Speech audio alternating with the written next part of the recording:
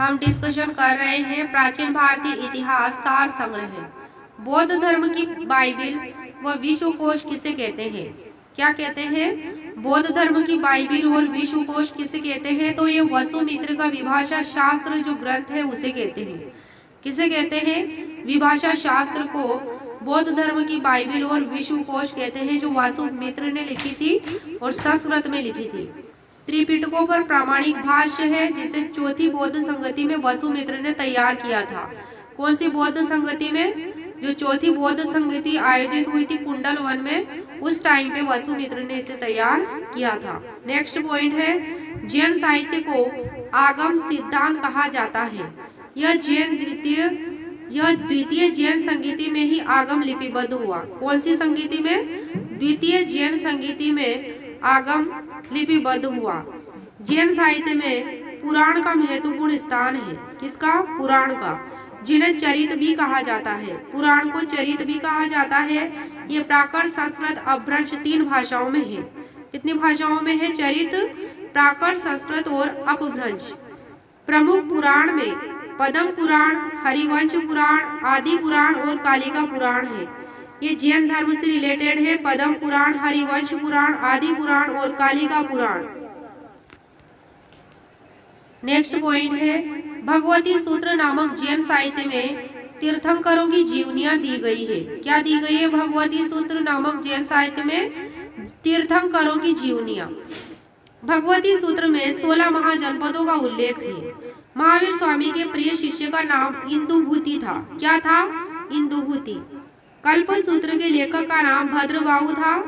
कल्प सूत्र जो है जैन ग्रंथ है, 400 ईसा पूर्व में लिखा गया था, जिसकी रचना चंद्रगुप्त मौर्य के समय हुई थी और लेखक भद्रबाहु। जैन धर्म का प्रारंभिक इतिहास कल्प सूत्र से ही ज्ञात होता है।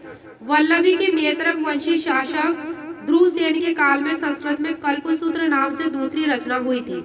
एक कल्पसूत्र तो चंद्रगुप्त मौर्य के समय और दूसरी बार कल्पसूत्र नाम से ही संस्कृत ग्रंथ जो तैयार किया गया था वह मैत्रक वंश के शासक ध्रुवसेन के टाइम पे भी किया गया था। वल्लभी का मैत्रक वंशीय शासक। 4 प्रमुख ताम्र पाषाणिक संस्कृतियां। कितनी? 4 प्रमुख ताम्र पाषाणिक संस्कृतियों के नाम है।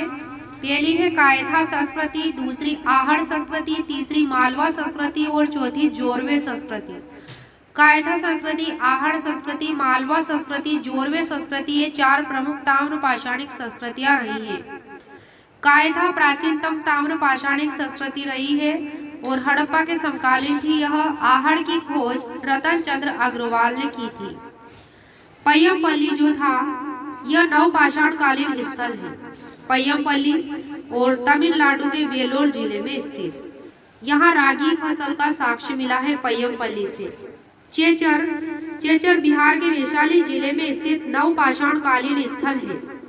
यहाँ से कृषि के साक्ष्य मिले हैं। कृषि में भी गेहूं, चावल, जौ, मोटे अनाज के साक्ष्य मिले हैं। महाराष्ट्र के दक्कन में ताम्र पाषाणिक संस्कृति को जोरवे संस्कृति कहा गया।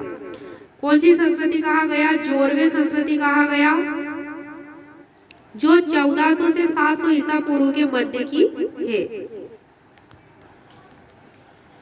सातवाहन शासक गौतमीपुत्र शातकर्णी, जिसका शासन काल 80 से 104 ईस्वी तक था।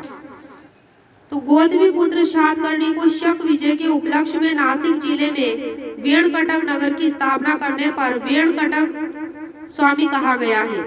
वेणकटक का स्वामी कहा गया है। किसको? सातवाहन शासक गौतमीपुत्र शातकर्णी को शक विजय के उपलक्ष्य में वेणकटक स्वामी कहा गया है। वेणकटक नगर की स्थापना भी की थी। ऋग्वेद में स्तूप शब्द 2 बार आया है। कितनी बार आया है? 2 बार आया है। स्तूप शब्द का उल्लेख, स्तूप यह चिता के स्थान पर बनता था, इसलिए इसे चैत्य भी कहते थे। स्तूप को चैत्य भी कहते हैं।